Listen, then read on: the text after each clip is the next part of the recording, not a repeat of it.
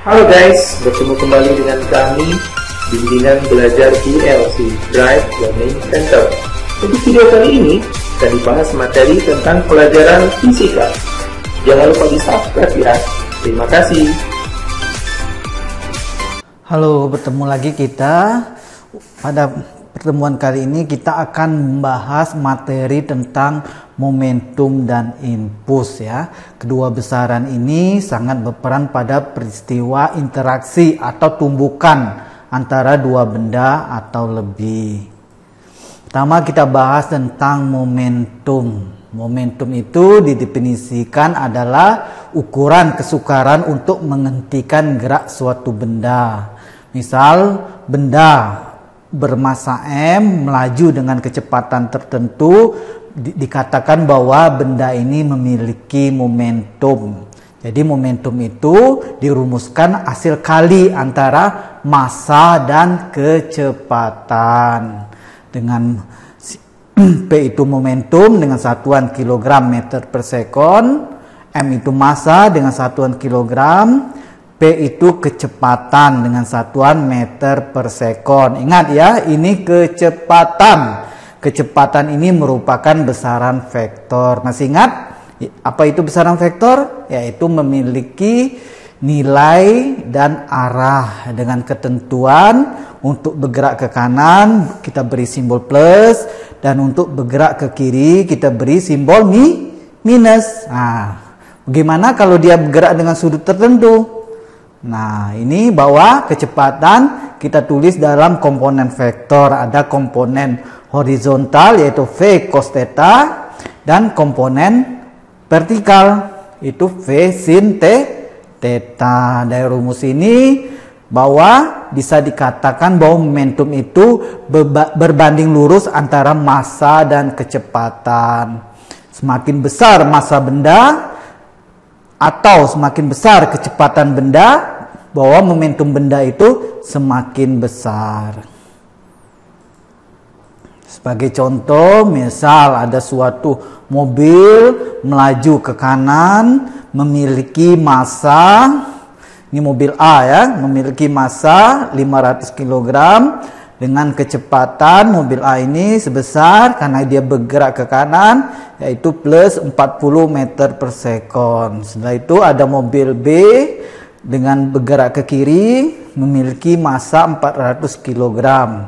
Dengan besar kecepatan mobil B ini, kita beri simbol minus ya, karena bergerak ke kiri, itu sebesar min 60 meter per sekon. Yang ditanyakan, manakah yang paling sukar atau sulit dihentikan, mobil A atau mobil B? Nah, untuk menjawab pertanyaan ini kita tentukan dulu besar momentum A atau momentum B ya. Nah, kita cari dulu untuk momentum A. Massa A dikali kecepatan A itu 500 kali 40 didapat 20.000 kilogram meter per sekon. Untuk PB momentum mobil B, massa B dikali kecepatan mobil B itu 400 kali min 60 yaitu min 24.000 kilogram meter per sekon.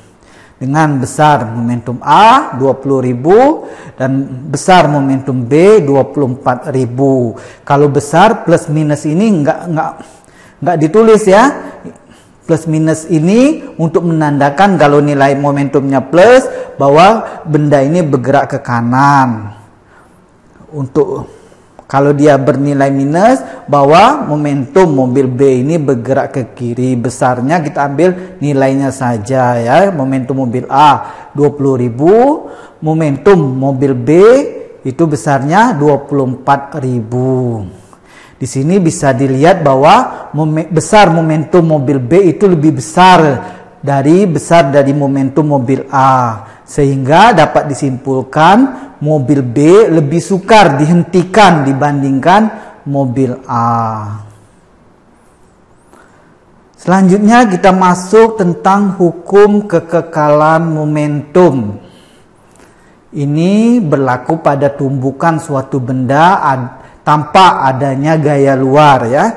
Jadi hukum kekekalan momentum itu berisi momentum total sistem sesaat sebelum tumbukan sama dengan momentum total sistem sesaat setelah tumbukan, asalkan tidak ada gaya luar yang bekerja pada sistem tersebut.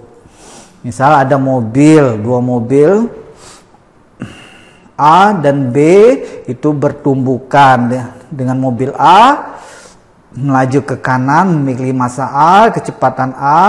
Mobil B bergerak ke kiri dengan memiliki massa MB dan kecepatan PB. Jadi hukum kekalan momentum bisa ditulis P sebelum itu sama dengan P sesudah. PA plus PB sama dengan PA aksen plus PB aksen. MA dikali VA plus MB dikali VB sama dengan MA dikali PA aksen plus MB dikali PB aksen.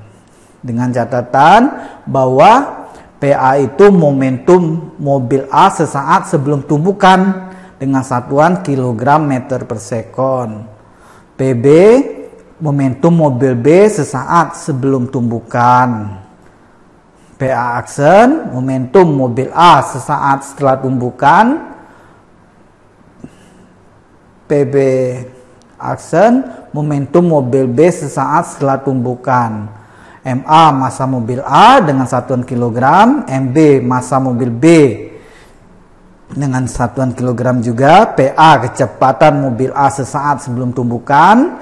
PB kecepatan mobil B sesaat sebelum tumbukan. PA aksen kecepatan mobil A sesaat setelah tumbukan. PB aksen kecepatan mobil B sesaat setelah tumbukan. Bisa dilihat ini merupakan rumus dari hukum kekekalan momentum. Sebagai contoh, misal ada dua mobil saling bertumbukan antara mobil A dan mobil B. Mobil A dengan massa 1000 kg dengan kecepatan itu besar kecepatannya 30 meter per sekon. Karena arahnya ke kanan, kita beri simbol plus. Ada lagi mobil B bergerak ke kiri dengan massa 3000 kg dengan kecepatan itu minus 20 meter per sekon karena dia bergerak ke kiri ya. Jadi kita tulis minus. Yang ditanyakan, oke, dengan catatan di sini apa katanya? Di mana sesaat setelah tumbukan kedua mobil saling menempel. Yang ditanyakan berapakah kelajuan dan dalam arah mana keduanya bergerak setelah tumbukan ya. Yang ditanyakan. Jadi yang diketahui massa mobil A 1000 kilo, kecepatan mobil A 30 meter per sekon, massa mobil B 3000 kg, kecepatan mobil B min 20 meter per sekon. Yang ditanyakan P aksen dan PB aksen besar dan arahnya. Nah, untuk ini dikatakan tadi bahwa sesaat setelah tumbukan kedua mobil ini bergerak bersama-sama. Jadi dapat dikatakan P aksen sama dengan PB aksen, yaitu sama dengan kita beri simbol P aksen. Selanjutnya kita pakai hukum kekekalan momentum bahwa P sebelum itu sama dengan P sesudah ya. PA plus PB sama dengan P aksen plus PB aksen. MA dikali VA plus MB dikali VB sama dengan MA dikali PA aksen plus MB dikali PB aksen. Kita masukkan nilai-nilainya. Nah, didapat V aksen itu min 7,5 meter per sekon. Nah, setelah tumbukan dapat diketahui bahwa kedua mobil ini melaju dengan kecepatan sebesar 7,5 meter per sekon dengan arah ke kiri atau searah mobil B sesaat sebelum tumbukan. Demikianlah materi tentang momentum dan impuls yang pertama. Kita lanjutkan untuk video berikutnya, yaitu tentang materi tentang momentum dan impuls yang kedua. Ya, terima kasih.